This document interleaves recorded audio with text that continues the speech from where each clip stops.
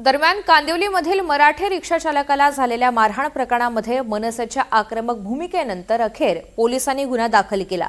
मारहाण करणाऱ्या अमराठी रिक्षा चालकांविरोधात 7 तासांनी एफआयआर नोंदवण्यात आला।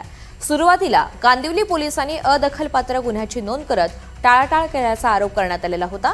मात्र पोलीस उपायुक्त कार्यालयावर मराठी रिक्षा चालकांसहित आंदोलन छेडण्याचा इशारा मनसेने दिला आणि त्यानंतर पोलिसांनी प्रक्रिया पूर्ण केली। जाणीवपूर्वक दुखापत करणं, शांतता भंग करणं आणि मालमत्तेचं नुकसान करणं या कलमांखाली कारवाई करण्यात आली आहे।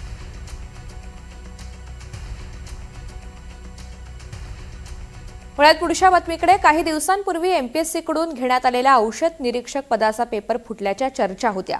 या संदर्भात काही तक्रारी नोंदवण्यात आल्या। दरम्यान तक्रार दाखल करणाऱ्या परीक्षार्थींनी आज राज ठाकरे यांची भेट घेतली। पेपर फुटल्याचे सर्व पुरावे देऊन सुद्धा गुन्हा दाखल केला नसल्याचा आरोप या विद्यार्थ्यांनी केलाय।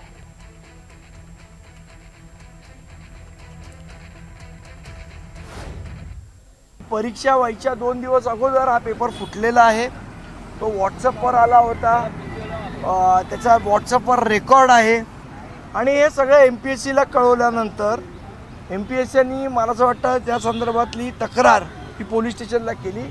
त्याच्यानंतर हे प्रकरण पोलीस तपास करत होते। पण आज 1-1.5 महिना झाला, एवढे सरळ स्पष्ट पुरावे देऊन सुद्धा त्याच्यावर कुठे पुढे एफआयआर सुद्धा अजून माझ्या मते रजिस्टर झालेला नाही। शासन कोणाला वाचवण्याचा प्रयत्न करते? यामध्ये भारतीय जनता पक्ष आणि त्यांचे कोण चिल्ले पिल्ले बगल बच्चे ह्याच्यामध्ये इन्व्हॉल्ड आहेत का?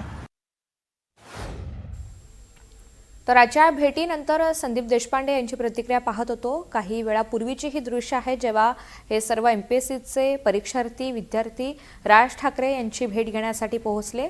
संपूर्ण मुद्दा आणि आपली मागणी त्यांनी राज ठाकरे यांच्यासमोर ठेवलेली आहे आणि या प्रश्नामध्ये मदत करण्याची विनंती केली आहे।